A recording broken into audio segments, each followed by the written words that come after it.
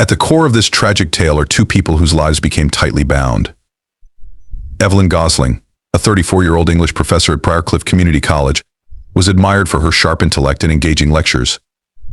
Zay Holloway, a freshman grappling with aspirations of becoming a writer, was irresistibly drawn to her, like a moth to a flame. What started as a mentorship soon spiraled into a tangled web of manipulation, desire, and ultimately murder. As investigators delve into their relationship, they unearth a grim story of exploitation, obsession, twisted fantasies, and fatal desperation. Evelyn Gosling's journey to Briarcliff was marked by academic success and personal turmoil. Born to wealthy parents in Boston, she displayed signs of exceptional intelligence from an early age. Her father, a strict investment banker, and her mother, a party-loving socialite, provided Evelyn with every material advantage but little emotional support. From a young age, Evelyn learned to use her intellect as a shield, losing herself in books to escape the cold reality of her home life. She excelled in school, skipping 2 grades, and eventually attended Harvard. It was there that Evelyn discovered her passion for English literature and her talent for captivating an audience. After completing her PhD at Yale, Evelyn seemed destined for a prestigious position at an Ivy League institution. However, a scandal involving an affair with her married thesis advisor shattered those plans. Veiled academic judgments and thinly veiled rejections led Evelyn to seek refuge in the small town of Briarcliff. At Briarcliff Community College, she quickly established herself as a rising star. Her lectures on Renaissance literature and modern poetry attracted students from various departments, and her innovative teaching methods earned her the respect of both colleagues and students. Gosling appeared to embody success, intelligent, beautiful, and dedicated to her profession, but beneath the polished exterior was a woman haunted by her past, driven by an insatiable need for validation. Hubungan Evelyn Seringkali intends namun berumur pendek, meninggal kanya merasa kosong dan tidak dipahami. Dia sangat mendambakan pengengan dari murid-muridnya, menikmati kekaguman mereka dan secara halus mendorong ketergantungan mereka pada bimbingannya. Evaluasi psikologis yang dilakukan setelah penangkapannya mengungkapkan gangguan kepribadian yang kompleks, disirikan oleh ciri-ciri narsistik dan ketakutan mendalamkan ditinggalkan. Kombinasi berbahaya dari kecerdasan karisma dan masalah emosional yang belum terselesaikan ini mempersiapkan panggung bagi pertemuan fatalnya dengan Zay Holloway. In Zay, Evelyn saw more than just another student she could shape. She saw a chance to reclaim the youth and passion that she felt slipping away. She carefully orchestrated every interaction to deepen Zane's emotional attachment, all while maintaining an air of innocence in front of her colleagues. To them, she was simply mentoring a talented student, but to Zane, she became the center of his world. By the time the fall semester neared its end, the line between mentor and student had irreversibly blurred. Zane's writing, once filled with a variety of influences, now mirrored Evelyn's style and preferences. His social circle shrank as more and more of his time was spent in extra study sessions with Dr. Gosling. Neither Zane nor Evelyn fully realized the dangerous trap they were weaving. As winter break approached, their relationship stood on the brink of peril, ready to plunge into an abyss with no way back. Winter break became a critical turning point in their relationship. With the campus mostly deserted, they found themselves caught in a whirlwind of increasingly intense emotions and broken boundaries. Under the guise of offering extra guidance, Evelyn invited Zane to her off-campus apartment to discuss his final paper. The evening began innocuously, with Evelyn serving tea and engaging in a heated debate on postmodern literature. But as time passed and barriers fell, the mood shifted. Evelyn, her voice barely a whisper, began sharing personal stories about her struggles as a young academic, painting herself as a misunderstood genius, persecuted by jealous colleagues and constrained by the rigid structures of academia. Already captivated by Evelyn's intellect, Zane felt himself drawn even deeper into her world. He saw in her a kindred spirit, someone who truly understood the struggles of an artist. When Evelyn's hand brushed against his, the electricity between them was undeniable. What happened next would later become the subject of debate in subsequent investigations. Evelyn claimed Zane initiated the kiss, driven by the passions of youth. Zane, in his final statement, insisted that Evelyn had orchestrated the entire evening to lead to this moment.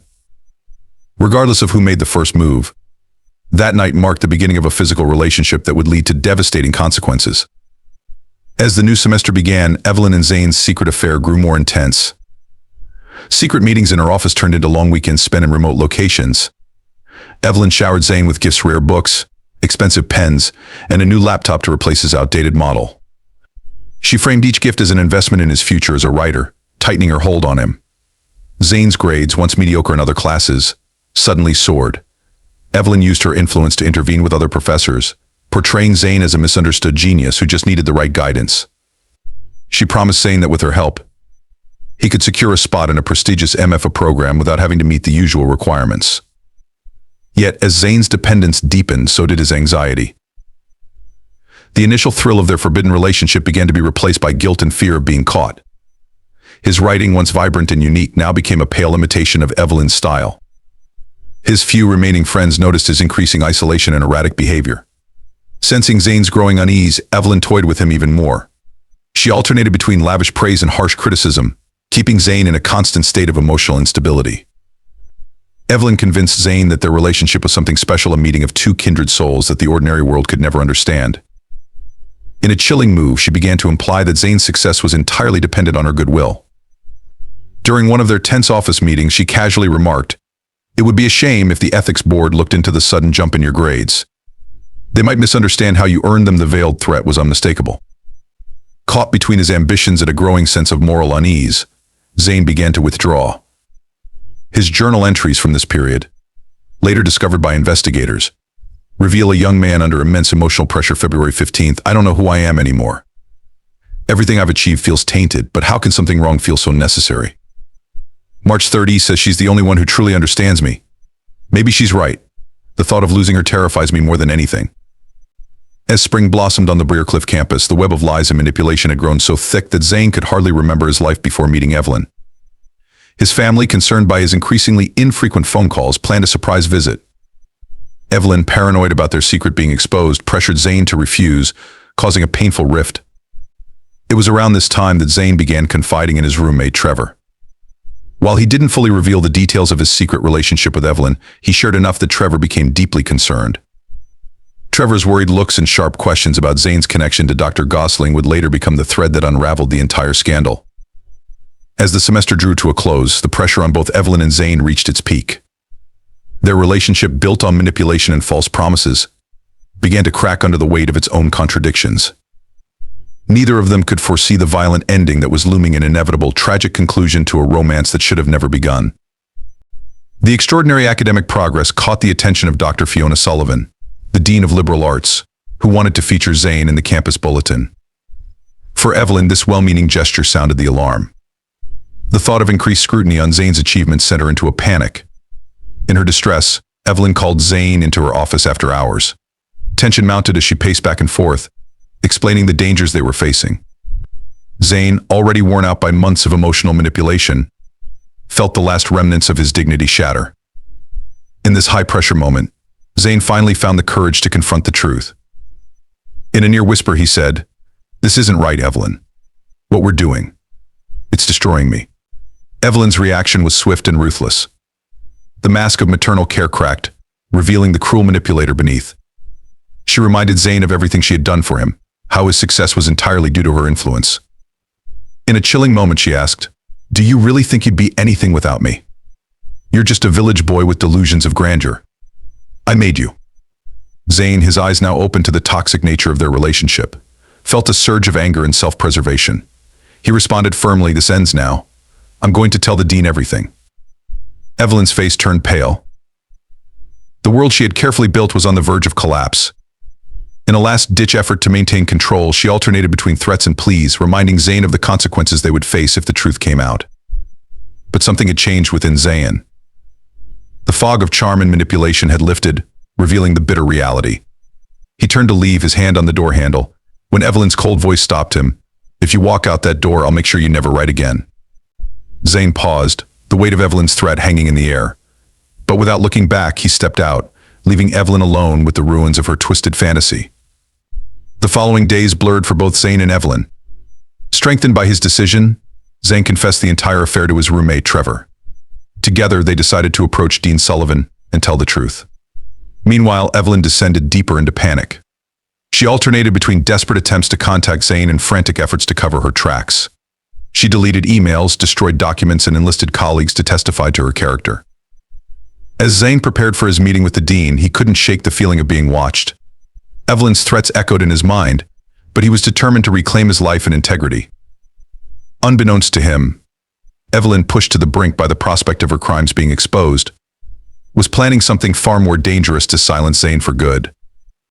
On the night of the murder, Zane Holloway left the library after midnight.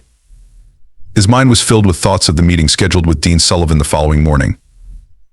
As he walked along the deserted path by the lake, he didn't notice the figure emerging from the shadows behind him. Evelyn had spent the day in a state of panic, her mind consumed by a mix of fear, anger, and desperation. In her distorted reality, silencing Zane had become the only way to protect the life she had built. Evelyn had waited for hours, watching the library entrance, with a large stone in her trembling hands. When Zane approached the secluded bend in the path, Evelyn made her move. The first blow stunned Zane, sending him stumbling forward. He turned, a look of shock and betrayal on his face as he recognized his attacker. "Evelyn, I trusted you," he gasped. But Evelyn was beyond reason. With a desperation-fueled strength, she struck again and again. Zane's attempts to defend himself were weakened by his reluctance to harm the woman he had once admired and loved. After the brutal act, Evelyn stood frozen, the reality of what she had done hitting her. With mechanical efficiency, Evelyn began to cover her tracks. She gathered Zane's scattered belongings, wiped her fingerprints, and disposed of them in the water. She scoured the area for any evidence that could link her to the scene. As the first light of dawn broke through the mist, Evelyn returned to her apartment, her clothes soaked and muddied.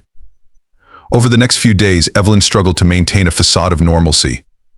She taught classes, attended faculty meetings, all the while battling the inner chaos of guilt and fear.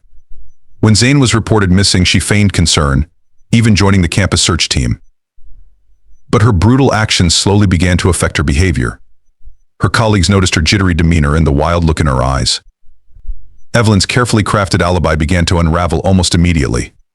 The stone she had used as a weapon, carelessly discarded in a trash bin behind her apartment building, was found by a sanitation worker. Security camera footage showed her car near the lake on the night of Zane's disappearance, contradicting her claim that she had been home all night. As the investigation intensified, Evelyn's paranoia grew.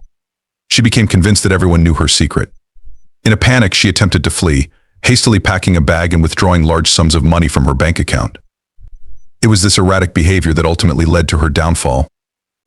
Zane's body, weighed down with stones, was discovered by a group of students fishing over the weekend. The grim discovery shook the Briarcliff community and marked the beginning of the end for Evelyn Gosling. The discovery of Zane Holloway's corpse turned the missing person case into a full-blown murder investigation. Detective Samantha Reeves, a veteran of the Briarcliff Police Department, led the case. Her first step was to secure the crime scene and order a comprehensive forensic analysis around Briarcliff Lake. The autopsy revealed that Zane died from blunt force trauma to the head, with drowning as a secondary cause of death. The medical examiner also noted defensive wounds on Zane's arms, indicating that he had tried to protect himself from his attacker. As news of the murder spread, Briarcliff Community College became a hub of speculation and fear. Students whispered in the hallways, casting suspicious glances at classmates and professors. The desperate administration attempted to manage the situation by holding a press conference, assuring parents and the community that this was an isolated incident. Detective Reeves and her team began a meticulous process of interviewing Zane's friends, family, and acquaintances. From the initial interviews, Trevor Lawson, Zane's roommate, provided a key lead. Trevor revealed Zane's troubled relationship with Professor Evelyn Gosling, including vague references to an arrangement that had caused Zane increasing stress in the weeks leading up to his disappearance. This information prompted a deeper investigation into Evelyn Gosling. On the surface, she appeared to be a grieving mentor, devastated by the loss of a promising student. However, as the detectives dug deeper, inconsistencies in her story began to surface. A major breakthrough occurred when forensic experts found traces of soil on the rock used to attack Zane, which matched samples from Evelyn's garden. Additionally, security camera footage from a gas station near Briarcliff Lake showed Evelyn's car in the area on the night of the murder, contradicting her alibi. As the evidence mounted, Evelyn's colleagues began to speak out about their own observations. A professor from the psychology department recalled a troubling conversation with Evelyn just days before Zane disappeared. She seemed agitated, he told investigators. She kept talking about how she couldn't let everything she had worked for be ruined by a misunderstanding. The investigation deepened when detectives uncovered a series of emails between Evelyn and Zane. Though carefully worded, the subtext of the messages hinted at an inappropriate relationship.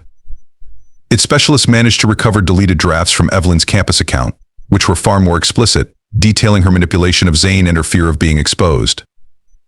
A search of Evelyn's apartment yielded damning evidence inside a locked drawer. Detectives found Zane's journal, which detailed the progression of their relationship and his growing desire to end it. With a wealth of physical evidence and witness testimony, the district attorney felt confident in charging Evelyn Gosling with first-degree murder. Her arrest sent shockwaves through the community, shattering the image of a brilliant, dedicated professor and exposing the dark side of power dynamics in academia. As Evelyn was led away in handcuffs, the full scale of her deception began to unravel, leaving the Briarcliff community to grapple with the question of how such a predator had hidden in plain sight for so long. Within hours of her arrest, Evelyn made a full confession, painting a chilling picture of manipulation, abuse of power, and ultimately murder. She spoke of her initial attraction to Zane's talent and vulnerability, how easy it had been to mold him to her will. Her voice was filled with bitterness as she recounted Zane's decision to expose their relationship, describing it as a betrayal that left her with no choice but to silence him permanently. Evelyn Gosling's trial was brief but intense. The prosecution presented a mountain of evidence from forensic analysis to Evelyn's own confession. Despite a vigorous defense that attempted to portray Evelyn as a victim of her own mental instability, the jury took just 6 hours to return a guilty verdict on all counts. The judge, with a somber tone, sentenced Evelyn to life in prison without the possibility of parole. In the aftermath of the trial, significant changes were implemented at Briarcliff Community College. The administration introduced strict new guidelines regarding faculty-student interactions, along with mandatory training on recognizing and reporting inappropriate behavior. As Briarcliff slowly began to heal, the tragedy left an indelible mark on its community. The shores of Briarcliff Lake, once a place of peace and reflection, now served as a grim reminder of the darkness that can lurk behind the most respectable facades and the tragic consequences when trust is abused and power goes unchecked.